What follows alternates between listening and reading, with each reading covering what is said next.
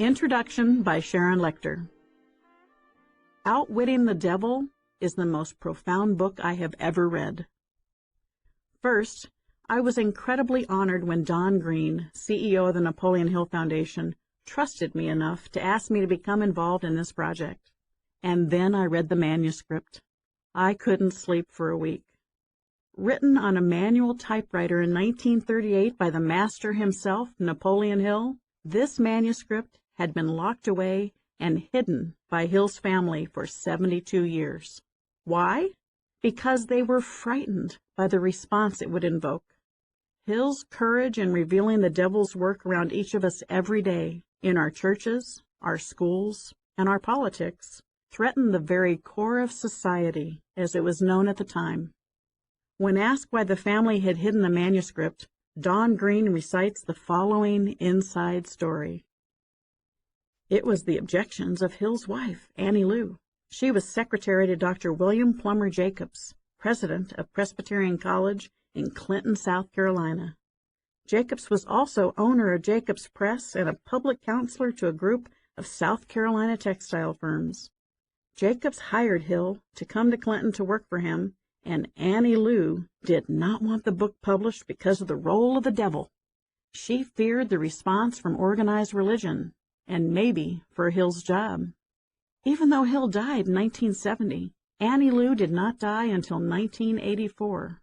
Upon Annie Lou's death, the manuscript came into the possession of Dr. Charlie Johnson, then the president of the Napoleon Hill Foundation. Charlie was the nephew of Annie Lou Hill. Charlie's wife, Frankie, knew and shared Annie Lou's feelings. Frankie told Charlie that she did not want the manuscript published while she was alive either. Charlie's wife passed away a couple of years ago, and Charlie finally gave me the manuscript, bound in red and embossed with the letters "Outwitting the Devil" in gold on the cover. The Foundation believes the manuscript has a powerful message that needs to be shared. After speaking with Don, I was overcome with a powerful realization. This book, even though written in 1938, was actually meant to be published today, meant to rock our society today. It was intended to provide answers during this uncertain economic and spiritual time. It provides the keys for each of us to outwit the devil in our own lives. It shows us how to chart a course for success and to add value to the world around us through the process. Just as Think and Grow Rich helped us recover and succeed after the Great Depression, Outwitting the Devil was written to help each of us recover and succeed today. You may ask if Hill believes his conversation with the devil was real, or was it merely imaginary? The choice is yours. But I also asked Don Green about Hill's thoughts in his other writings to see if we could get another look inside Hill's head. Don's response was as follows.